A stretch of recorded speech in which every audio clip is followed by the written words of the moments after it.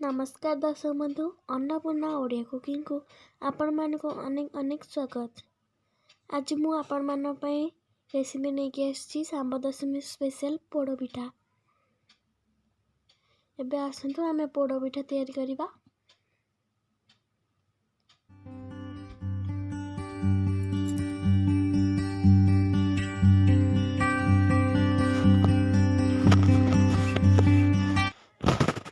मुझे कड़ाई रे किछि घिया देछि।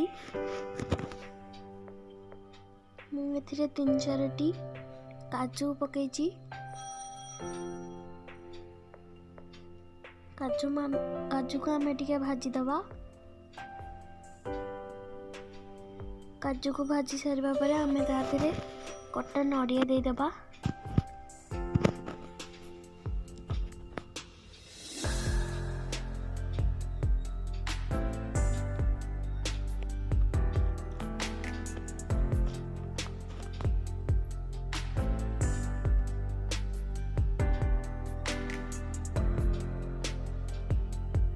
एथिरे मु 2टी तेजपत्र देउची।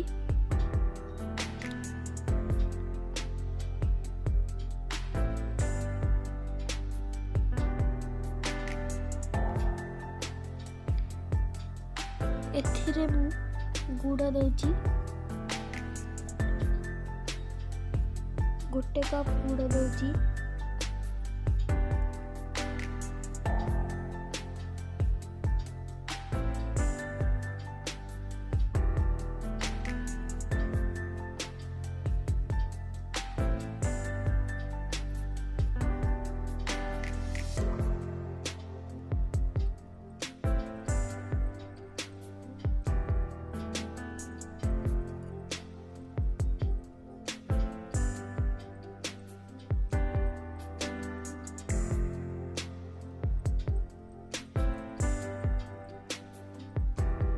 एथिरे मु 1 कप पानी दउची।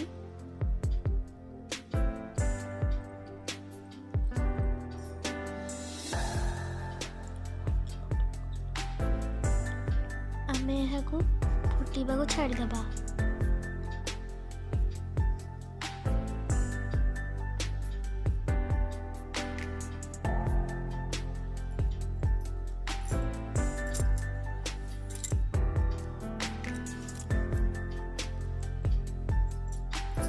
एथिरे मु आधा चम्मच लूण पकाउची।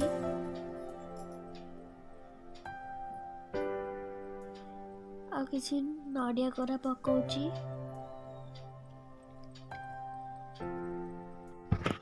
एथिरे मु गुजराती गोलमरिच गुंड पकाउची। मु आको टिके गोळे नोची।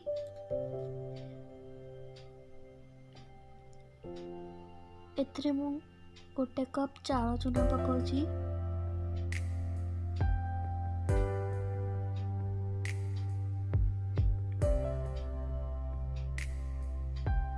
कुंडिया गोळे नोची।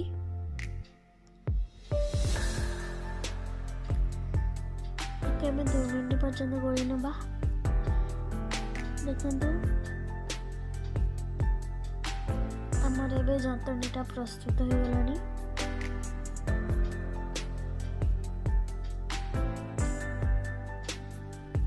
गोटे टोपिया रे कदली पत्र थोइबा।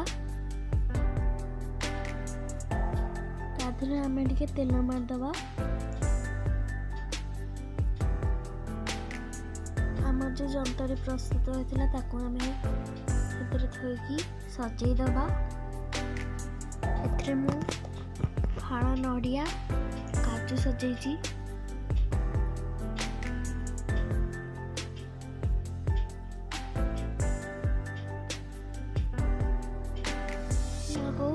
गैस रे लगे कि मुआ को घोड़े दोची। मु यहाँ को मीडियम रु लो फ्लेम रे 15 मिनट पर्यंत कुक हवा को दउची।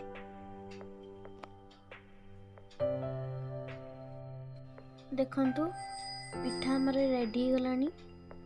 मु यहाँ को ठंडा हवा को छाड़ दउची। मु एथरे पिठा को उल्टे नउची।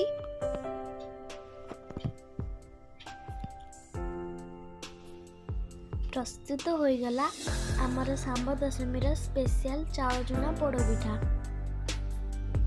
आपण माने सिंपल प्रणाली रे 15 मिनट रे घरे तैयारी करी खांतु चाउल चूना पोड़पिठा।